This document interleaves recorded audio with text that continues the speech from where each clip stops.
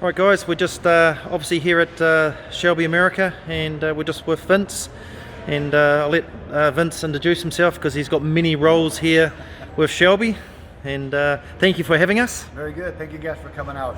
My name is Vince LaViolette. I'm actually the Vice President of Operations, Senior Designer, Head of R&D, and Chief Test Driver for Shelby. So I've got a pretty rough job. Everybody here at Shelby actually wears a lot of hats. We all do a lot of different things. I started out as doing design and R&D, and then worked my way up through the ranks up at Vice President. So we can start out with this car right here. This is a 2018 Super Snake. 2018 Super Snake. We did a few different things on these cars here. What I wanted to do basically is I wanted to work on the front end. If you'd seen the regular 2018 front end, it has a front end that is kind of limited to what we can do. Normally, all the way up till 2017, we would use a standard front fascia. We would change out the grills, and we would change out the lowers, change out the lights and brake ducting and stuff like that. We're able to use the existing front fascia, but we weren't able to do that in this year, 2018. There was too many things going on that I really wanted to accomplish, as far as better aerodynamics, better cooling, better aesthetics, basically. So we start out with the front fascia itself. It's all new plastics in the front fascia. Everything is brand new. This is all Shelby built.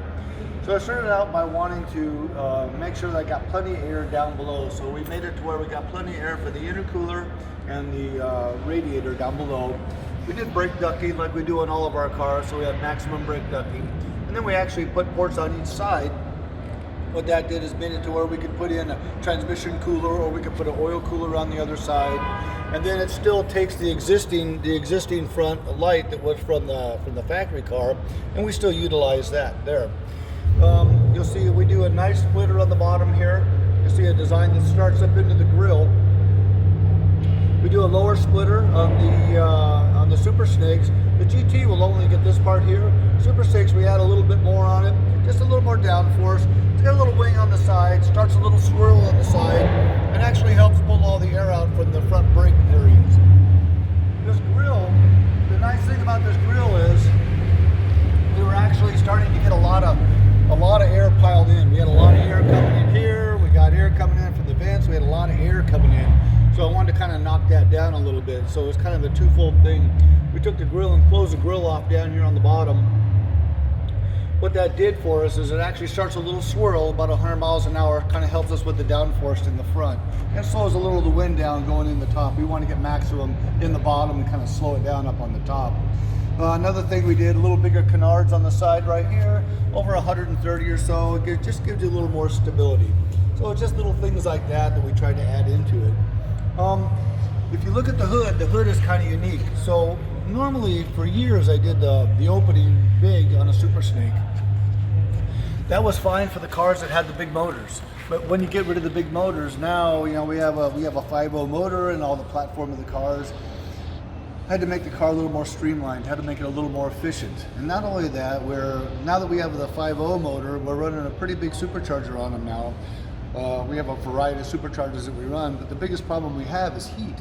So I have to eliminate as much heat as possible.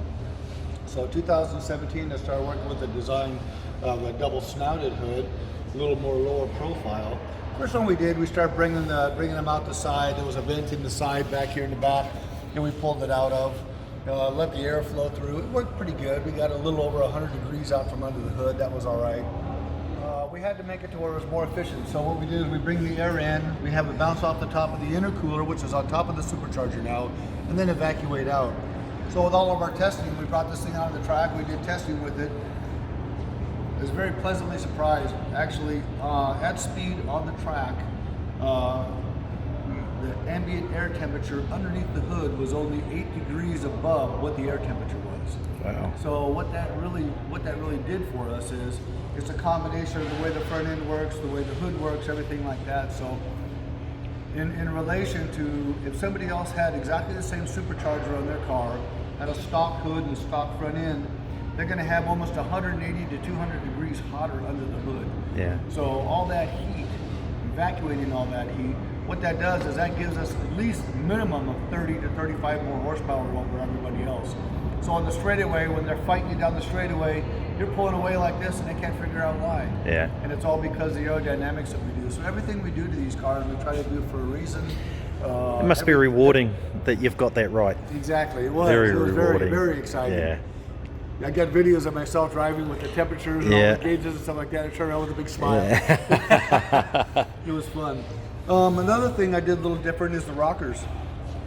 So the rockers, we changed the rocker design.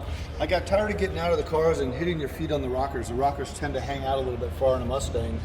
So I sucked the rockers in, and then I made it to where I have removable panels, removable wing in the back, removable wing in the front. Another thing this did is when we do our wide body cars, when the quarter panel actually comes out a little bit farther, the only thing we have to change is the wings. Yep. We change the wings front and back, and then we can use the same rocker for all the cars. Yep. So it just made it very universal, worked real well. Yep. We do large brakes. So this one here's got a set of Willwood brakes on it. So we do wheels, tires, brakes. We also do a Ford Performance suspension on these with a Ford Performance sway bar. The tuned suspension that we do is not just off the shelf. It's actually something that we put together through a lot of different things. Actually, what we did is, it was funny when we were doing the Ford Performance deal, we actually got together with Ford and went out to one of the test tracks, and then we were able to try different things until we came up with a combination that worked the best. It was funny because I flew to Florida and brought a set of wheels and tires with me, so I could put them on so we could see how much different they would work with our wheels and tires on it. Because the offsets are different, which change everything. Yep. We also put larger axles in it, so we put 850 horsepower axles, or 1,000 horsepower axles actually in these. A new drive shaft. We do a straight drive shaft instead of a double drive shaft. Yeah. We do a new wing in the back with a little wicker build that you can actually change out to whatever you want to do. We put this, some people give us a hard time, said the Shelby's backwards from the back. I made the Shelby to where when you walk around the car, you see the word Shelby. Yep. The ground's usually lighter. It's just kind of an aesthetic thing. The only reason I did that. Across the back, we do have Shelby across the back body panel. We made a new rear diffuser, and we have a unique tip also. So this diffuser can't be used with any other car. Same with the exhaust. We had the tips made special. We work with Borla.